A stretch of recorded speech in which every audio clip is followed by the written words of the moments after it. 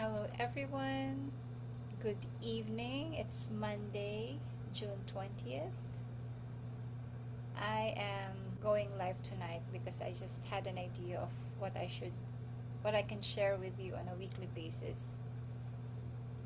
So, I thought that I would share with you um, a week in the life of a virtual assistant because it's difficult to talk about a day in a life. But for those of you who are, well, I assume everyone here would like to know what it's like to be a virtual assistant. So I think it's better to have like a week in review, like an overall idea of what a specific VA like me um, do does in a week. All right. So how are you guys? I can see that there are 164 of you who are online right now. So it's here in the Philippines. It's almost 10:30 in the evening. The reason why I'm online at this time is because this is the only time that I have where my to do work. So how is everyone doing? So are you guys did you have a good weekend? Are you looking forward? Are you still working tonight at this time? Is anyone here still working? What are you busy with? Let me know. Um, if you're working on something, I can just be in the background.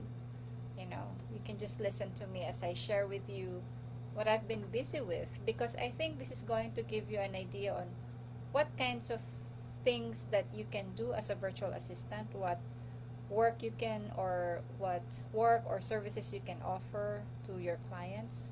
Right now, I have 3 direct clients, one-to-one. So one of them owns an online wellness academy. He's a wellness coach based in the United Kingdom. So there are a lot of wellness coaches all over the world. And when the pandemic started, they, of course, shifted to the online platform. After they shifted to the online platform, they would do Zoom, they would do their videos, and then they would build their communities.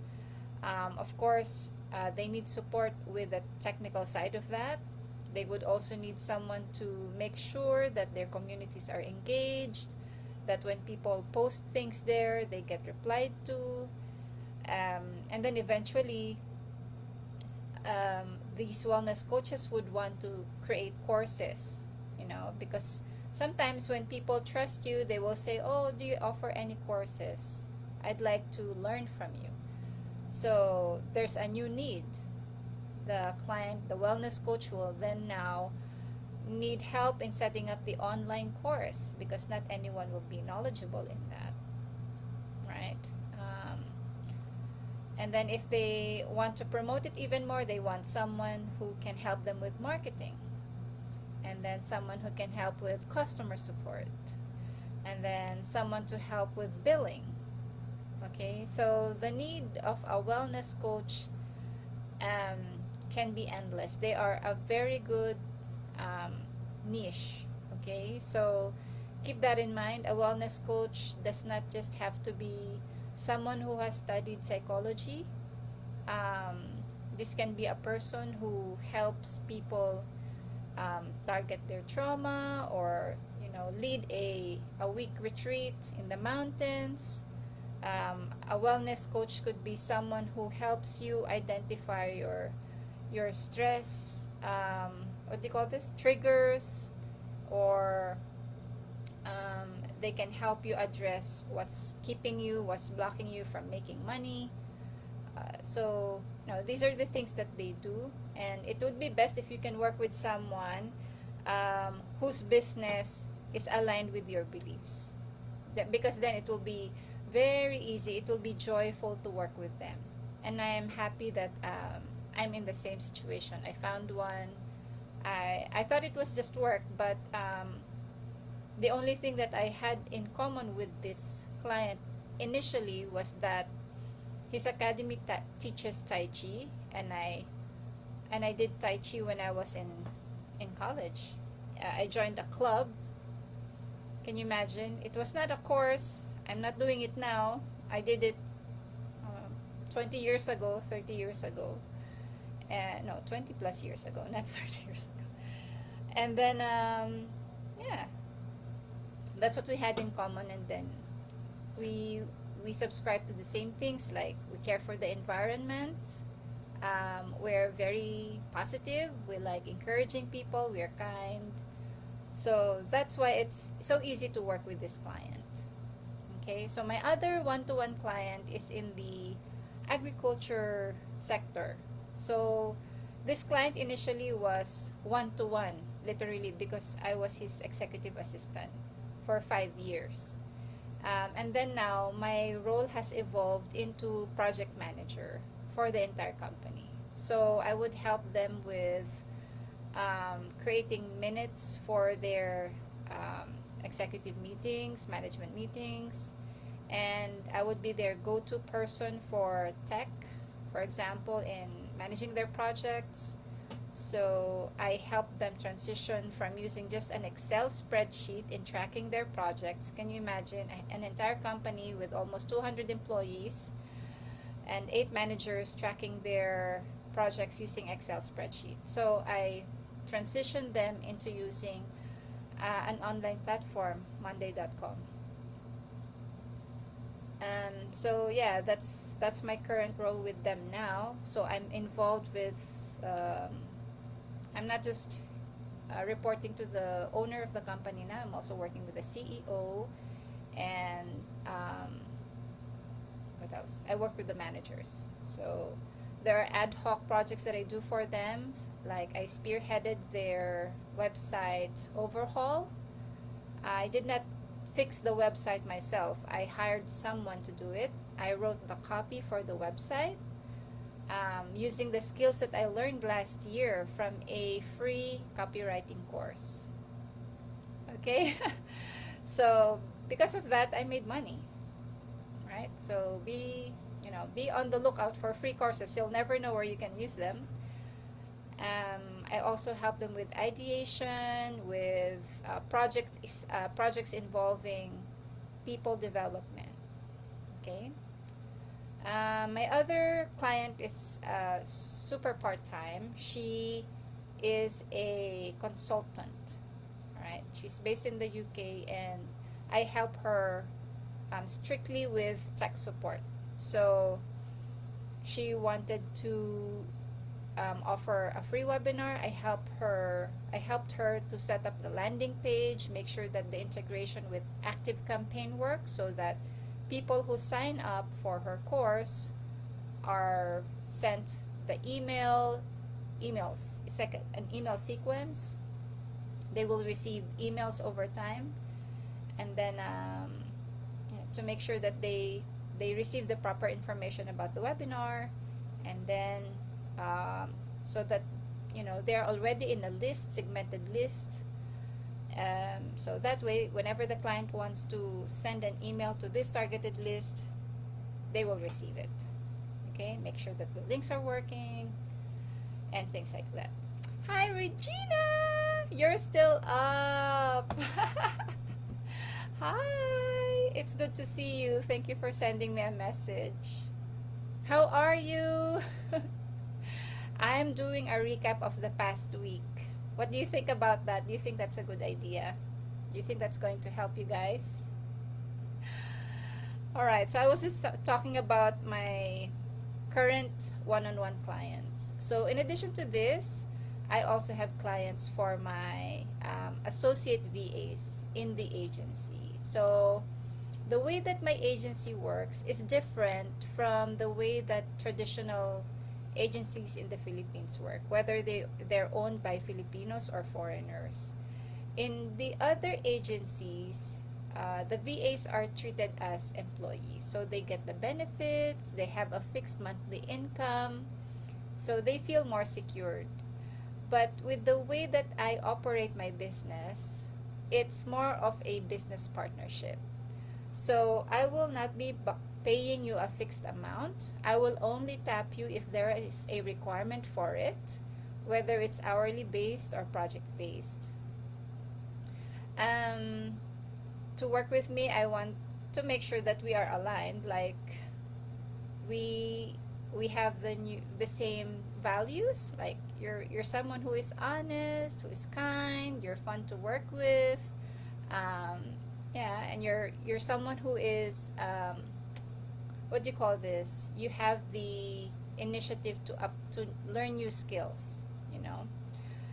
So anyway, right now I have a VA. My sister Tina is my VA. Oh, that's good to know, Regina. That's good. That's very good to hear. You're now looking for trainings and seminars. Fantastic. Thank you, Regina. So yeah, so my sister is my VA. She's been in the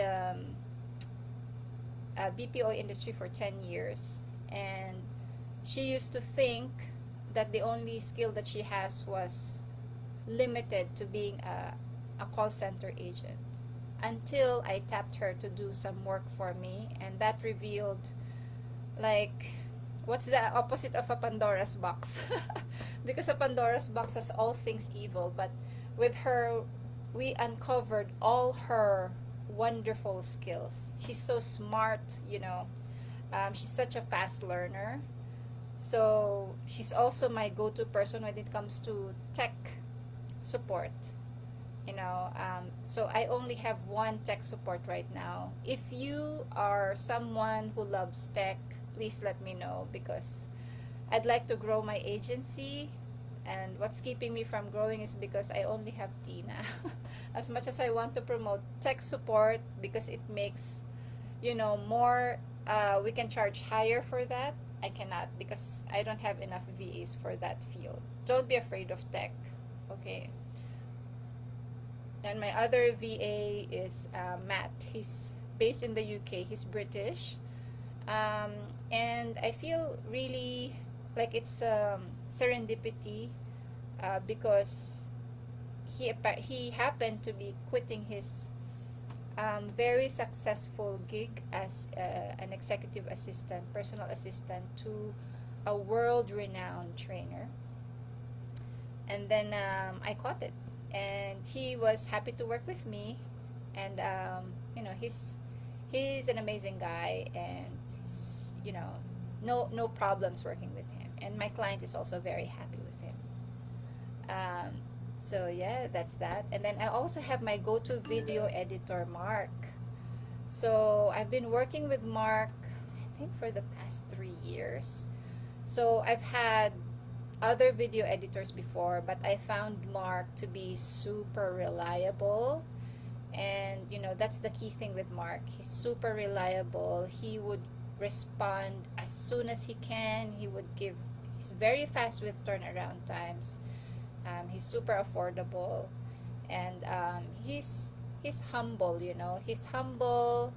He's very responsive, and you know, as a client, I feel like I can entrust him with my projects. So yeah, he supported me in my latest project, which is the website overhaul. So that's that. And then I also have another VA who I primarily tapped for social media, but I haven't been able to use him because I don't really focus on getting social media work. It has to have something else in it.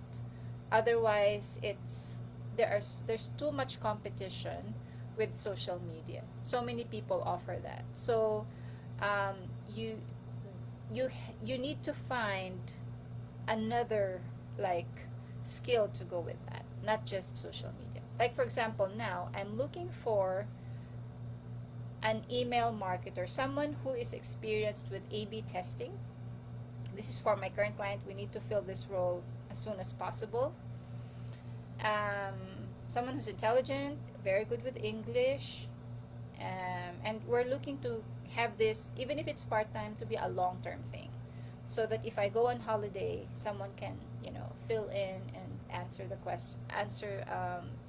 emails in the academy. So that's why I haven't fully utilized um, my third VA. I've used him during the election campaigns to help create social media posts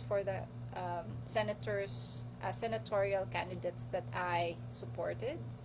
Um, but that was about it. I haven't really looked into um, prospective clients who only need social media marketing, because that one, to be honest, is something that's really easy to learn, and you need to you need to have other skills along with that, right? And the other skills that he has is not within my target client profile. Okay. What else? I also onboarded two new virtual assistants in the past month.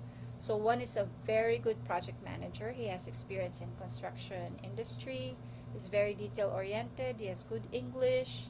So yeah, I see a great potential for him, for businesses who are, that are not digital. And then the other one that I onboarded is someone who is an overall social media marketing person. So she does not just create posts, she's also good with creating websites. See, that's an example.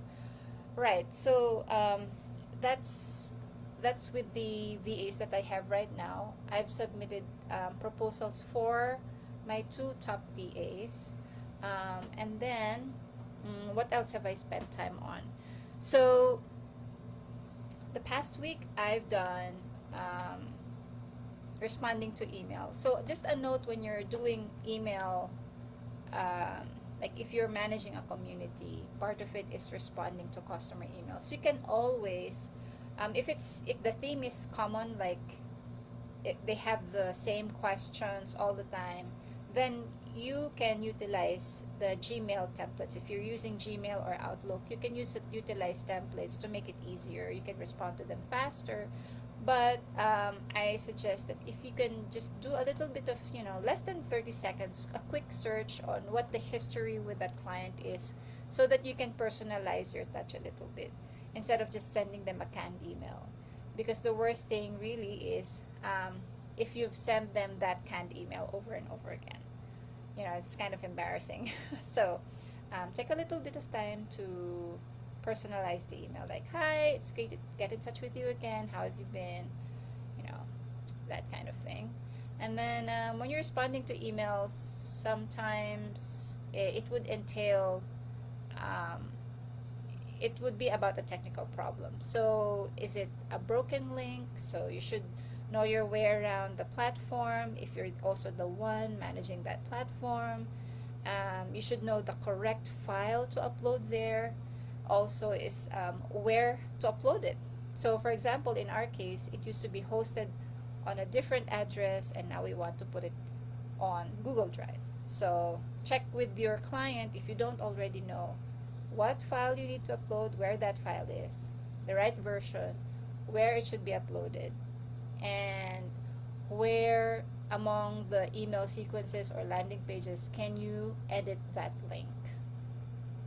Because the worst thing that can happen is if you update an automated email and it sends off to a 404 page, or it's the wrong content, because then it will just it didn't help the clients. It will be just turned into another complaint there. So that's that. And then there are things that you are beyond your knowledge and experience in the platform after you've been trained in your client's platform. So that's happened to me. I spent a bit of time last week talking with the third party platform support teams. So I email them, and that's for one platform, and then in another platform, they have a chat feature, which is very handy. I love chat features. So if you are dealing with support teams, look for a chat feature, whether it's an airline you're dealing with or a tech company. If they have a chat feature, that is always the best, because then you can get instant feedback, instant answer to your question. So that's my go-to. If they don't have that and it's urgent, I give them a call. Or if I have my client's Skype account, or if it's a free call. The worst alternative is to email them. Okay. So I spent a bit of time of that with on that last week also, chatting with support, and I'm glad that the issues were resolved.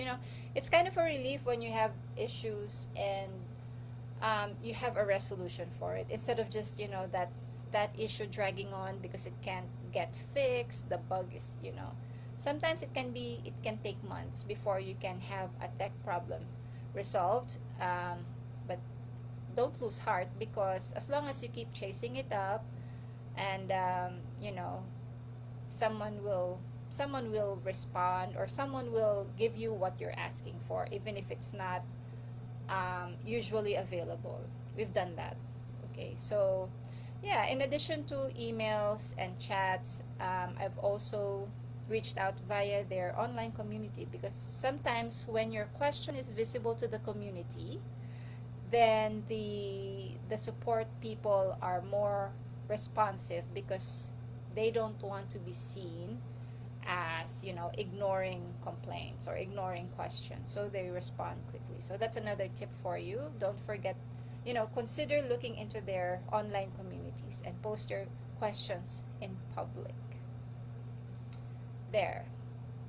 So I've done a bit of work on that, technical, and then emails. What else? I've also set up events on an online course community. When you're setting up like an online event, you have to make sure it's quicker to finish it if you have the important information, such as what's the title of the event, when is it going to happen, is it recurring, is it a one-off thing, what's the time zone the time will be based in. Oh my goodness, you have to be very careful with that, because if you mix up the time zone, people will be complaining, or you will be getting a lot of comments in the post asking what time is this, right? And then you need to check, where is it going to be held? Is it on Zoom? Is it on Google? If it's going to be on Zoom, or if it's on Zoom, on Google, or in the like organic feature of the platform that's being used. Because sometimes, like New Zenler, for example, they have their own call feature, so the participants don't have to go to an external platform just to join a call. So if it's a Zoom call, for example, check who's going to provide the Zoom call. Is it the guest? Is it you? Is it your client's account? Check that, especially if it's a collaboration. And then get the correct Zoom link. And then is there what's the blurb, what's it about, and then is there an image that your event has to have, an image cover, an event cover. So those are things, or any other links or media that you need to include in the event. What else? I did events. I did that, and then I also spent a bit of time with shipping, because I had to move something that's in bulk. Anyang, hello kapatid. How are you? I don't know what that means, but I'm guessing that's Korean for hello. So, kapatid, I'm just doing a recap of my week, the past week, to give aspiring VAs an idea of what it's like, what takes place in a VA's life. So, maybe next Monday you'll hear a bit of the same thing but a different experience. So yeah, so I was just talking about that. So I needed to ship like heavy stuff from California to Sydney, and I went to my go-to freight forwarder for that. But unfortunately, she cannot ship straight to Sydney because due to port congestions in the US. Hello, Alex. Hi. Thank you for joining. So I was just talking about this other item that I focused on last week was shipping.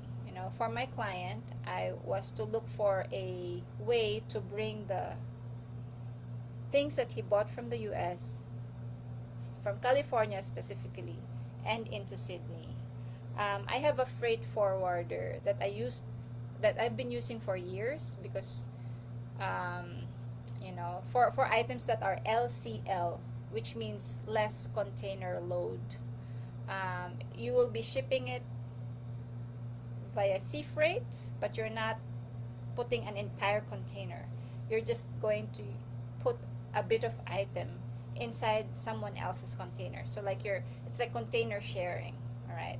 So I used her, but then due to port congestions in the US, she told me that they can only ship it to Melbourne. Okay, they don't know when a container will become available to go to Sydney. So her offer was to ship it to Melbourne. It's quite pricey. It's very expensive. The freight cost since the pandemic has quadrupled, guys. It has quadrupled. It's crazy.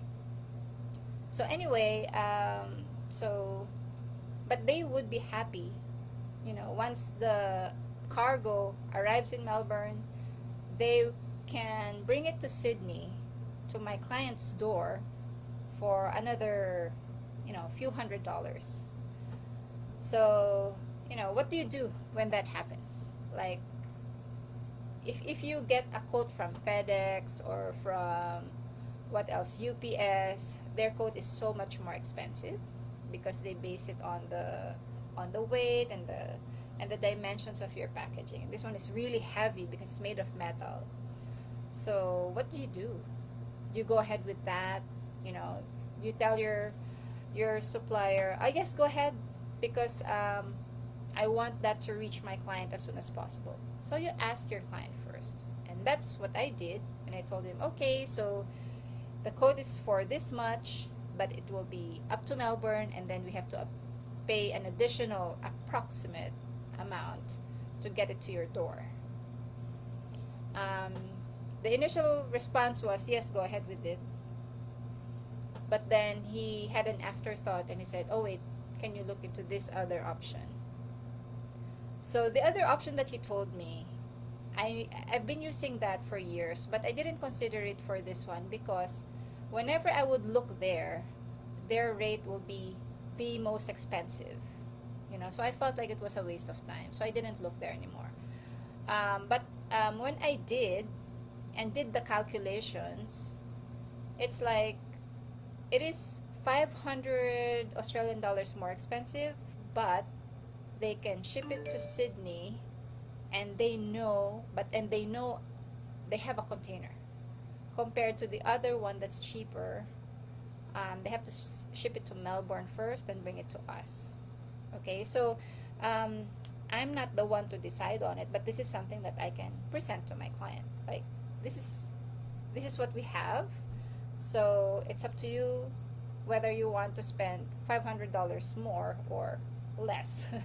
Because it doesn't matter whether it ends up in Sydney or Melbourne, um, because it will be brought to your door at the end of the day. So, that's that. It's just a $500. Some people will say, oh, for multimillionaires, $500 is nothing, but sometimes they would spend big on certain items, but sometimes they would be they would be, what do you call this? They won't be comfortable spending on some items that, it's not relative. It's expensive is relative. So always check with your clients before you make a commitment for an expense. Right. And the other lesson there is, don't forget to check with your other, like, suppliers. That's what I did. I assumed that they would be more expensive. And I'm right, they're more expensive, but maybe my client would consider them. I'm not sure. So we'll see. If you were to ask me, I will go with my client now because with my freight forwarder now, because I've worked with her for a long time and she's very responsive. So we'll see about that. It's not yet a closed project, and it's not an urgent requirement anyway. So I'm not stressed about it. Like, oh my God, I have to look for a freight forwarder now. Fortunately, this item is like, this was ordered in 2020. I think. And then pandemic happened, and then they said, oh, we couldn't make it because we had to cut we were on a skeletal workforce, so they couldn't do it, and they said they will start doing it in October. And then October came, they said, and then they told me that it will be shipped in November. But then when I followed up in November 2021, they said, oh, we weren't able to do it your order because of the lots of backlog that we had to complete first. So we'll be able to finish it in, when did they say, was it in January, February? So yeah, they were only able to do it in January, February, and then they were able to finish it, I think, a month ago. Yeah. So that's that. That's the that's just to give you an overview of what it's like to be dealing with international trade. I'm sure some of you already have experience with that, especially if you're in the purchasing or the logistics. But that's the state of things right now. Okay, but I mean, thankfully things are getting better. Unlike before, when we had this shipment from Poland, we used 11 containers, okay, from Poland, and the actual cost just went from the initial quote. It was just ridiculously high, but we had no choice because it was critical. It was a critical order, and we had to make sure that we received it as early as we can. Okay, so those are the two things. And then the last thing that I spent a lot of time on last week, not a lot of time, but a considerable amount of time, is prospecting for my VAs. So that's that. And I also prospected a bit for myself because I'm missing event planning. So I got discovery calls for that. So just where did I look? I looked into my old messenger messages with prospective clients. I went back to them, and then I also did Facebook groups, just 3 Facebook groups that I focus on. And then I also did, what else? Old emails. Yeah, there are many more platforms that you can look into to look for clients, like LinkedIn, maybe other social media networks. Some people find clients on TikTok, some people find their clients on Instagram. So yep, so that's how my week has been, in addition to being a full-time mom. Thankfully I have a helper here at home who takes care of the dishes, who takes care of, make sure that the dining area is clean. I don't have to take care of cooking all the time, so that saves me. And my husband is the one taking care of the child at night. So yeah, that's been me. And I also gave time for my health. So last Sunday was the second Sunday that my husband went running with me. He was my pacer, and last Sunday I'm very happy. It was Father's Day, so belated Happy Father's Day to all the fathers listening. And my husband paced me. We weren't in a hurry, and we ended up doing 10K, more than 10K actually. It was so much fun, guys, because at first we were just light jog because we're rusty. It's just been our second Sunday running together. My husband was the one who introduced me to the right way of running, actually, when we were still dating. And then I got addicted to it. He did marathons, he did like 50K runs. So he's quite the experienced runner, but it's been a while, so it was quite difficult for us to get back into the habit. But I'm so happy with what we accomplished last Sunday because we didn't have any injuries. We were able to leave early. We left the house at, I think, just before 6 o'clock. I woke up at 3:30. I woke him up at 5, and he woke up, so that's a good thing. So I had a running mate. He's my accountability running partner. So the other thing is, I've been practicing proper breathing. So I'm telling you this because in addition to work, we have to have time for our families, and we have to have time for ourselves. We have to take care of ourselves, guys. So as you can see, I'm wearing makeup today. I took the time to wear makeup, okay, and put on my earrings, because that helps with the confidence. The other thing that I did was for myself was I organized my cabinet. It looked like it hasn't been organized for months, so it's such a relief to see all my stuff organized. I know where my moisturizer is. I know where my belt is. I know where my dresses are, where my caps are. So yeah, so those things, those are the bits and pieces of my life.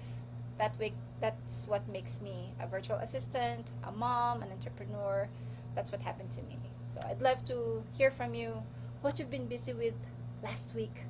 You don't have to tell me everything. You can just tell me the highlights of it. I would love to hear, because it would be good to look back like months from now when you're already, a VA, if there's been any change to how your week is. Okie dokie. I'll be back next week. So I'll see you then. Bye.